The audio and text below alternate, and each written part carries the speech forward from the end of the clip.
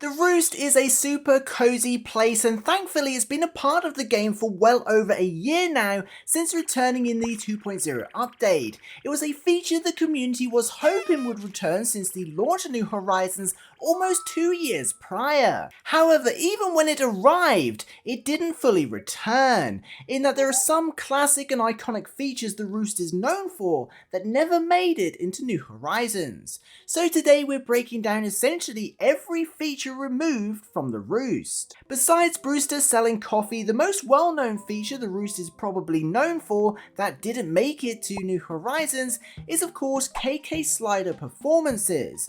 Although KK Slider started out performing outside back in the original, he took to performing on stage inside the Roost once the Roost had been established. His show would play out just as you'd expect, except in Wild World and City Folk you could enjoy his show in the cozy cafe with a warm cup of coffee. However, as anyone who's finished the story mode of New Horizons will know, KK Slider is back to performing outside and honestly just gets in the way. Moving on, another feature that was available as part of the Roost in previous games was the ability to store gyroids with Brewster. This was a service you unlocked after buying a week's worth of coffee from Brewster, who would eventually offer to take care of your gyroids until you needed them.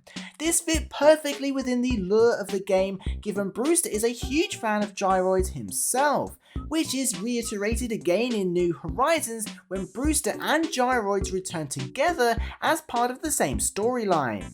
Of course, this feature was seemingly removed and never made it to New Horizons, and honestly, I have no idea why. It would have made for an awesome exhibit. Next up, we have the most iconic feature the Roost is known for, a part-time job.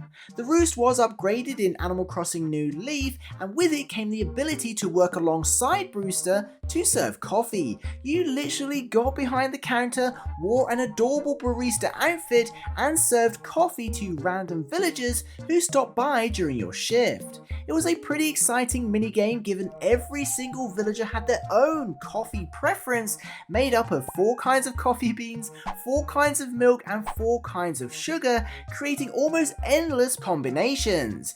Anyway, the more you worked and the more coffee orders you got correct, the more rewards you would earn from Brewster, including not just a single BREWSTOID, but a whole family of them. Of course, working at the Roost sadly never returned. It would have been pretty awesome to earn rewards for working in New Horizons rather than buying coffee 50 days in a row like we do now. The final feature we're highlighting today is more of an honourable mention, given it couldn't really return, given the Roost returned to New Horizons as part of the museum like in earlier games. However, in New Leaf, the Roost was actually a separate building and once unlocked could be placed more or less anywhere around town. This led to some pretty creative decorating. Naturally, unless Brewster and the Roost returned to New Horizons as a separate building, this couldn't really be a thing, but it's a feature surrounding the Roost that was technically removed from the franchise, so we're including it. With all those mentioned, the Roost did return to New Horizons, so credit where credit is due, and even added an amiibo phone feature that allows us to invite any villagers we want to. So some would argue it's improved since earlier versions, despite the lack of iconic features. Thank you so much for watching, and if you want to learn the benefits of having best friends in New Horizons, be sure to check out this next video where we break down what features this mechanic unlocks. Peace.